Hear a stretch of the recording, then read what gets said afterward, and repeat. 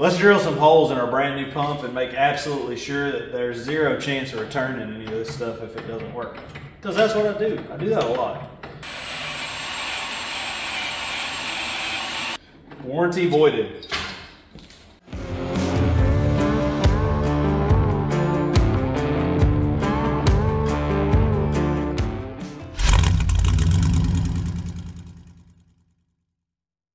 What's going on, YouTube? Levi of Old Iron Off-Road, and if you can guess it, we are back out here on the Ultimate 800 Rock Crawler.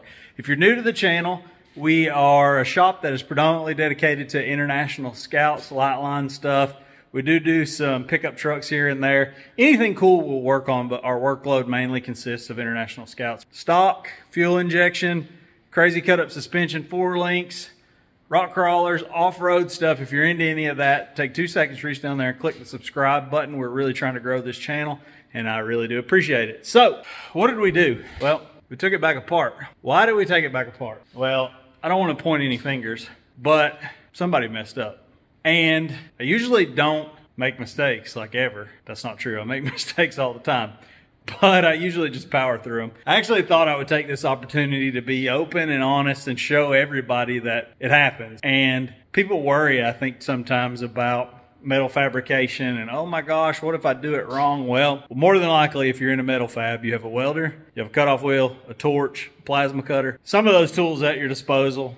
You just cut it off and redo it. So, what is the problem exactly? Well, we've already removed the rear coilovers, and the issue was I was so concerned with trying to keep the inside structure of the tub that I actually pushed the top sides of my coilovers too far out, and full droop on one side, full compression on the other. The back side of the tire is actually crammed up against the coilover. It's kind of a good thing because I did angle them in a little bit, but actually angling them in even more will just help keep it more stable in off-camber situations, like it won't try to unload or do any weird stuff. So it's not the end of the world that we have to address this, but like I said, I thought I'd take time and dig into this with you. Another thing we're gonna address in this video is we've got this lonely little long block sitting up here. I have a box of accessories, a serpentine drive set up, and we've also purchased this nice chunk of cast steel from Spa Turbo. This actually came out of Brazil. We could have used the cheap eBay 4.3 headers. I decided not to, just because these actually had V-band flanges already welded on everywhere, and they did a really nice job, and these are super nice cast. And also, they are a T3 T4 hybrid flange, so that gives me a few more options as far as turbos go, which I do think we're actually going to end up going with the T4. So what that means is, in this video, obviously we're going to fix that in the back. We're going to dig into getting the accessories fit up, turbo mocked up maybe. I'm actually buying everything from Boost Lab, and it's going to be quite expensive for the turbo, the blow-off valve, and the wastegate. It's not cheap endeavor, but I think for the sake of mock-up and to go ahead and get all the exhaust tubing routed and all that stuff, I think that's something we're just going to have to do it. So yeah, fix that. Accessories, mock-up turbos, man, let's dig into it. So, as I said, I was trying to kind of keep from hacking all this out in the inside of the body, which I don't really know why. What needs to happen is the top side of this needs to lean in about 2 inches, and honestly, it's not a super big deal. And another reason why I'm not a fan of powder coat is if this was powder, we would be in trouble. But it's not, so we can just hack this off. Touch it up with a little spray bomb. Nobody will ever know that it even happened unless they watch this video or one of you guys at home talk about it. So let's cut some stuff, let's pull some stuff in, let's see what we can accomplish.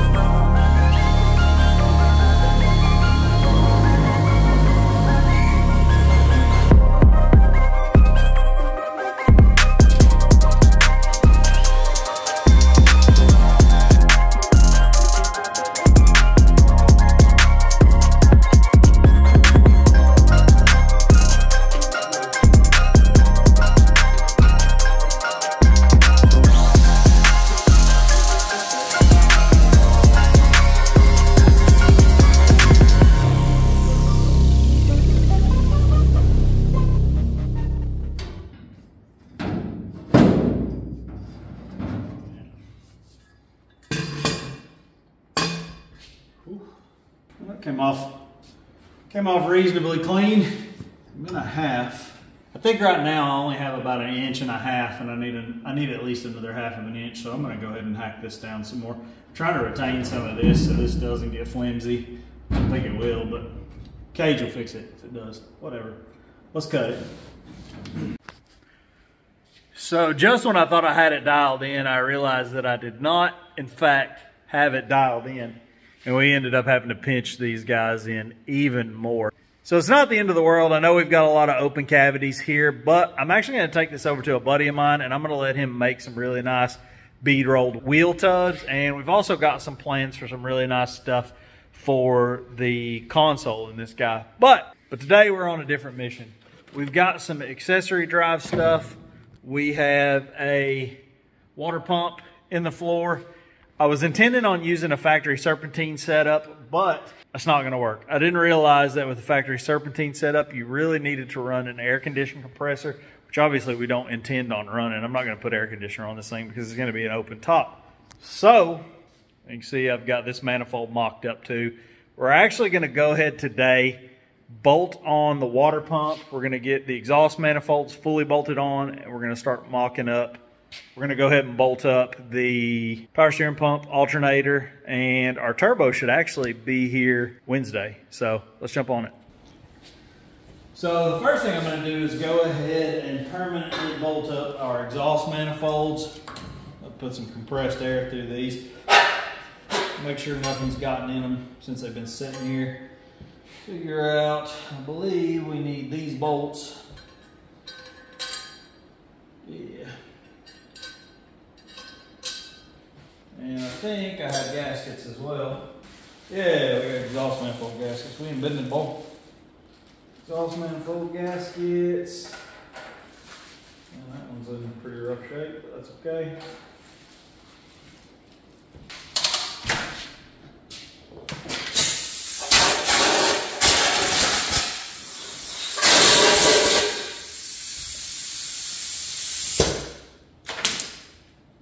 So one thing I definitely dig about this little engine is pretty much every bolt on it's 3/8. It's super simple.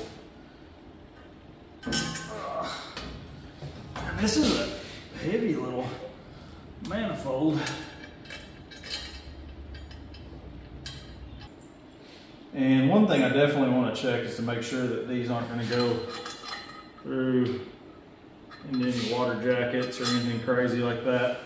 If you don't know when you're working on an engine like what length bolt something is, definitely err on the side of caution and always check the depth of the hole, because you can definitely cram a bolt through a cylinder or through a water jacket or something stupid.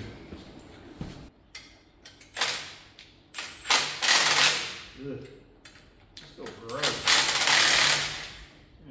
We're gonna have to chase all these. This is a brand new block, man, or a fresh engine. I think they would have chased, or at least the tanking of the block would have cleaned those up enough that they didn't feel like garbage. But no, they don't. They feel like trash. So we're gonna take all these out. We're gonna run a tap through them before we tear something up. Because this is my life every day, every day, every day.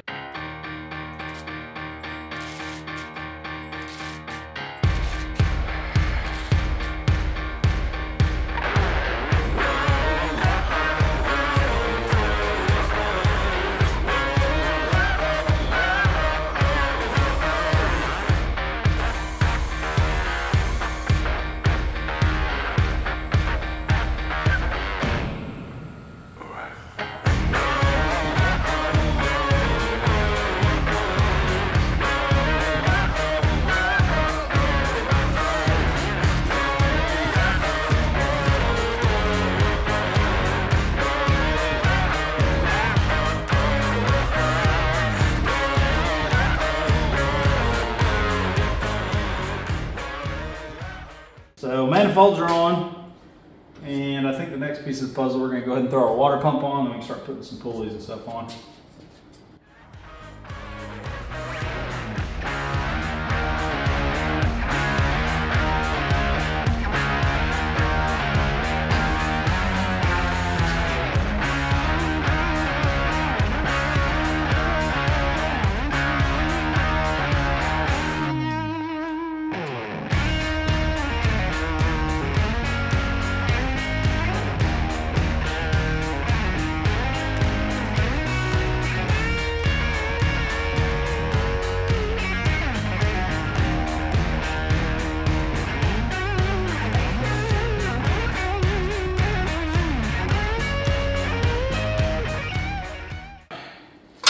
Now we've got a couple of pulleys that we can put on.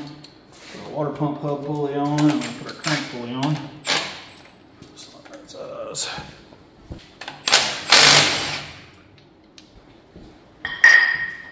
So you know me, huge fan of billet. No, not at all. But since we couldn't use the factory pulleys, or the factory setup, I could have, but I would have had to run like a air compressor, AC compressor delete pulley, and there was already an idler and a tensioner, and it was just a bunch of extra random pulleys. So we decided to go this route.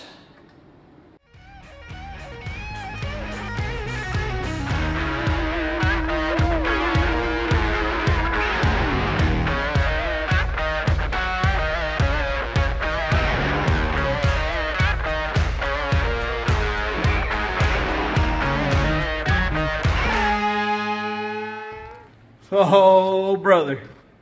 It is a new day out here in the shop, and man, what do we got right there? Boy, we got some parts from Boost Lab. Oh, we got one of them there little Turbskis. So this guy is, I'll give you the full rundown on it. Don't let me drop it. Ball bearing center section, water cooled, and obviously oil fed. So we weren't super concerned with oil pressure and really weird off camber situations. 57, 57 with, or 56, 57, 55, 57, something like that. Reasonably small turbine with a 0.63 AR. And ask me what all that means. Honestly, I have no idea. I just bolt the stuff on. I don't know. I don't math. No, the idea is that this turbo will spool quickly and provide boost at low to mid throttle area and be all in by mid throttle. That's the idea. With a rock crawler, you're crawling around a lot. You're not always hardcore in the throttle. I want this thing to be quick and spool as quick as possible.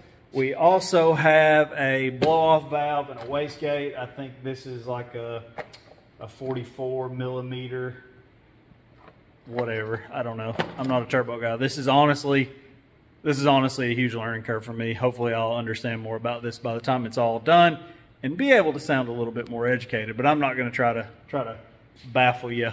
So we've also picked up some bracketry.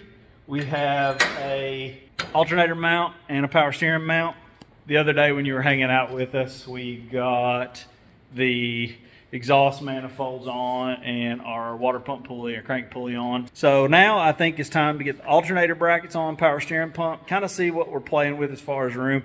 I hope we're not going to run into any interference issues. My only concern is with the alternator. The belt trying to sneak by where the wastegate mount comes out might be a little bit tight. Hopefully it's not going to be an issue. Let's get it. So first things first, I think we're going to get the alternator mounted up. And again, I hope all this stuff works. I don't rightly know due to the fact that I'm not a Chevy guy. Let's see, this is supposed to go here. We'll just bolt everything up loose at first and make sure it acts like it wants to work. And this is a little 100 amp 10 SI alternator I had kicking around in the shed. I'm actually thinking about putting a Premier Power Welder on this guy. I don't know. We'll see if we make it to that or not.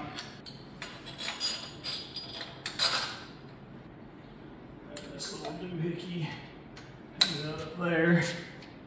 Maybe we might be in business. outside pulley runs. Looks like this outer pulley is going to run power steering or water pump and alt, and I'm guessing this is going to run our power steering pump. I had no idea. This is all long water pump GM stuff. I'm completely out of my element when it came to buying all this stuff. Like, I literally read until my eyes bled, just making sure I wasn't ordering the wrong stuff. So we got the power steering bracket here, and it comes with no less than 30,000 spacers and instructions that look like they've been photocopied 3 times before they finally settled on a copy. Nah, it shouldn't be like that. They're not that bad. I'm gonna study on this for a minute. I'll make sure I get this right. We'll catch up.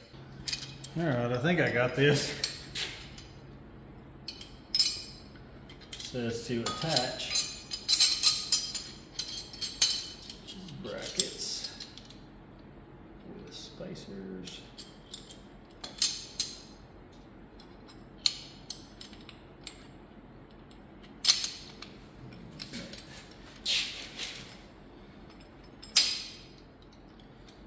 I was worried about that. I was worried it wasn't going to clear the crossover pipe. All right, so we got the bracket in place, and I already see an issue. This guy lives just about right where the pressure port is on the pump. Now, this stuff does get spaced off of it a little bit, but my noodle in there. I don't know, man. I don't know. I may be able to, maybe it's going to space off of there enough, and I may even be able to convert that to like a banjo style fitting and get it coming straight out the side. Maybe, I don't know. I'm going to dig into that. I'm not going to let that stop progress. I'm going to go ahead and put a pulley on this dude and go ahead and get it mounted. We'll see what happens. Well, we got her all mounted up, but it's actually not even pulled in. There's still a ½ inch of thread showing, and it's already smack into the manifold. She looks good though. So I think I'm gonna do some research. There may be some like Type 2 style power steering pumps that I can run that have the reservoir attached to them. As a matter of fact, we have an LS3 and a 6L fixing to go into another Scout, and I happen to have said style of power steering pump sitting right here, and you can see the return is on the side and the pressure port is on the top. Luckily on this one we're not running Hydro Boost. We're actually going to be running full manual brakes on this one. We're going to be running Wilwood stuff. So I think that may be an option. We're just going to abandon ship today on the power steering side just to, because obviously that's not going to work. And I hope I didn't burn the box of the power steering pump, but I probably did because I'm an idiot. And do some more research. I'm just going to go ahead and take the power steering stuff off right now and mount this turbo up. So after some further consideration and looking around, it does look like there is a bracket that I can use with the Type 2 pump. I am going to have to change out the crank pulley to run the 3rd rib on the inside. The Type 2 hugs really tight to the block, but it should work with the setup. We are going to hang a turbo off the side of this engine, and then that's going to make everything better. Or worse, because we're going to figure out that, oh yeah, cool, something else doesn't clear. Which is entirely possible. It do be like that some days. So, a couple of things I am going to have to do before I put this thing on, or when I put it on. Obviously, the first thing I'm going to do is tape up all the ports on this thing, because the last thing you want to do is get a bunch of trash in a brand new turbo. So, the other thing that you're going to have to do when you fit a turbo up, we're going to have to clock the oil feed and the oil return when this thing is on the position in the manifold. So you want, in an ideal world, you want oil drain pointing straight down, and then you want the oil feed pointing straight up. Let's go on. Yeah, it fits. Let's get a couple of nuts on this guy to hold it in place. I was a little worried the turbo was going to hit the alternator, and then our alternator bracket wasn't going to work either, but we got lucky there. The center section is fully clockable. Basically, there's a set of flanges that kind of clamp the exhaust housing and the compressor housing to the center section. So we just got to loosen up a couple of bolts.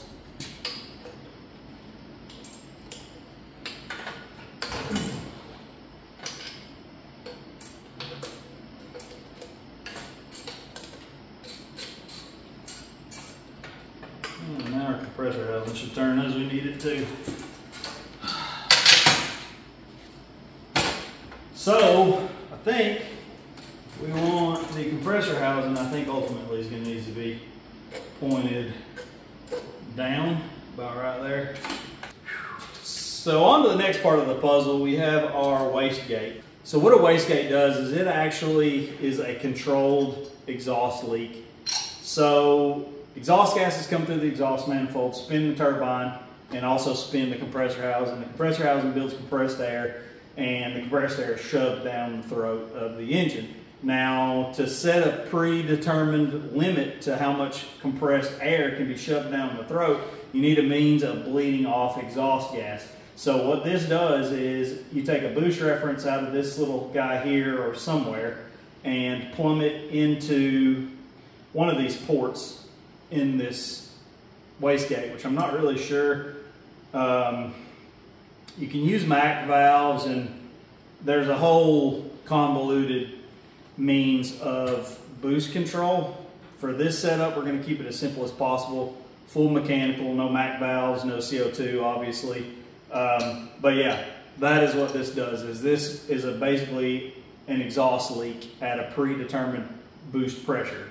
So hopefully that's clear as mud. So basically this little doohickey here drops in and finishes sealing off the wastegate. This guy sits there. One over here, one right there. Now the next conundrum with the wastegate, which really isn't a conundrum, but this is what's going to make this tricky. So you have what you would call an atmospheric dump, or just a dump tube, where you run a little piece of stubby pipe out here. As soon as you hit full tilt boogie, wastegate cracks open and you hear "Gah!" or all manner of exhaust gases being forced out of that little tube into the engine compartment, into the air for all of God's creation to hear, or clock this guy up or down and somehow plumb this back into the downpipe where it is less obnoxious. Not really sure. I'll get with you on that. So a couple of days have passed, and if you remember, we left off with not knowing really what we were going to do with the power steering setup. So I did some research, and the Type 2 mount and a Type 2 power steering pump may be the way that we're going to go if everything fits and clears. I hope this is going to work. I actually found a Lars pump that was off the shelf with a -6 pressure side and a -10 or a -8 inlet. I can't remember if it was a -10 or a -8 on the reservoir side, but we're going to be able to run a remote reservoir with this guy. And we also found a Type 2 power steering mount set up from Speedway for a small block, which will bolt to the front of the 4.3. Now this bracket came with 0 instructions. So luckily we've got the picture pulled up. We're gonna put this guy together and see if this is gonna solve our issues. Fingers crossed. Okay, I see it. Got the picture blown up real big over there, so maybe we can't screw this up. That looks like that goes like that. And then this looks like that goes like that. And then it looks like this little guy with a washer goes like that. Huh. Well, that's stupid. Huh. Okay, well, I guess we're gonna modify this, and these have to go straight through and actually bolt into this bracket with their 2 nuts, and then click, click, boom. That holds to the thing. Yeah, maybe, I don't know. What do you do? I don't know. Yep, definitely need to drill those out though. So it looks like we're gonna have to drill that out. These 2 guys go right chaw, and the 2 spacers go behind the block. Okay, now we're cooking with gas. I think we have a very uneducated idea how this is gonna go together. We're gonna drill this out. Let's drill some holes in our brand new pump and make absolutely sure that there's 0 chance of returning any of this stuff if it doesn't work. Because that's what I do. I do that a lot.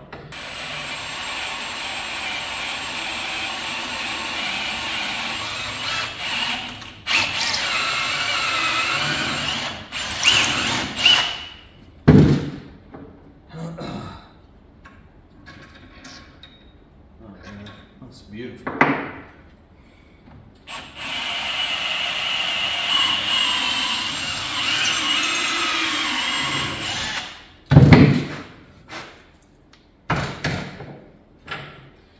Alrighty then.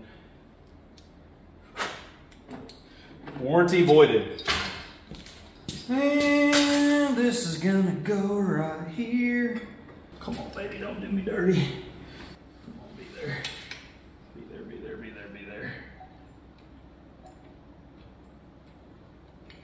Maybe. That's money, I think.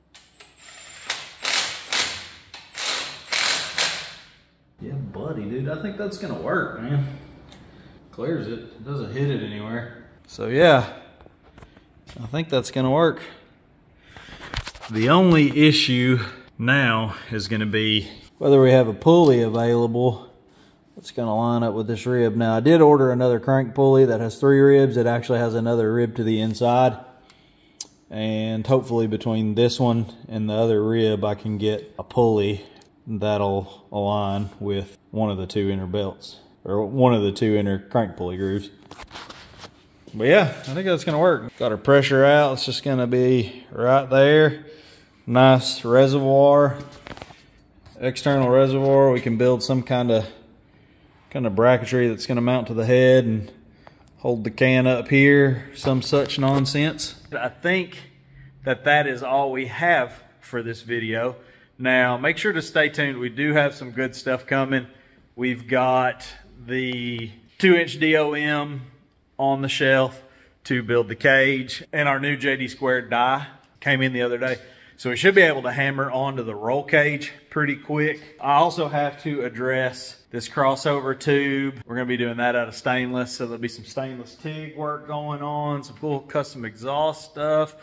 Lots of good stuff left on this build. I hope you guys aren't getting bored with this. Leave us a comment, let us know if there's anything else. Like if you're getting bored with this, we'll do something else. We'll take you through some other projects. We've got that mini bike we need to build. What's up with that? Do you wanna see that? We'll cut it up, stretch it. I've got the engine sitting over there. I think we talked about building it a while ago. But yeah, anyway, I appreciate you at home taking the time to watch these videos. Make sure to like, comment, and subscribe. We really appreciate it. And as always, enjoy.